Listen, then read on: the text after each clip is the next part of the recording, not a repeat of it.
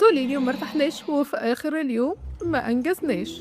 الله عليا حكم تكاتك. علشان نخرج من دايرة التشتت اللي بتخلينا قاعدين طول النهار وفي الآخر مش عارفين ننجز حاجة، دول الحاجات اللي أنا عملتهم وفرقوا معايا. رقم واحد، نحط الموبايل في حتة بعيدة عن إيدينا وعينينا ويكون سايلنت. طول ما التليفون قدامنا كل ما مخنا هيلح علينا إننا نسيب اللي بنعمله ونمسك الموبايل، علشان كده أحسن حل إننا نشيله من قدامنا. رقم اتنين، نحاول إن احنا نقلل عدد الحاجات اللي بنعملها في اليوم على قد ما نقدر. كل ما احنا كاتبين تو دو ليست من هنا لآخر الشارع، مخنا هيحس إن الشغل تقيل عليه فهيقاومنا ويشتتنا. رقم تلاتة، كل ما نبدأ نركز كل ما مخنا هيفكرنا بالحاجات اللي لازم تتعمل دلوقتي حالا بالا، فبدل ما نقوم ونقطع تركيزنا نكتبها على جنب ونكمل اللي بنعمله ونبقى نشوفها بعد ما نخلص. رقم أربعة، نكمل في نفس الحاجة اللي بنعملها من 30 دقيقة لساعة من غير ما نسيبها أو نغيرها. بعديها ناخد بريك 5 أو 10 دقايق نتحرك أو نعمل فيه أي مجهود بدني بسيط. وأسوأ حاجة نعملها في البريك ده إننا نمسك الموبايل. آخر وأهم حاجة إننا ندرب مخنا كل مرة بنكمل رغم إن إحنا متضايقين أو زهقانين أو حابين نقوم، إحنا كده بنعلم مخنا إنه يركز أكتر ويستسلم أقل. جربوا الحاجات دي وهتدعولي.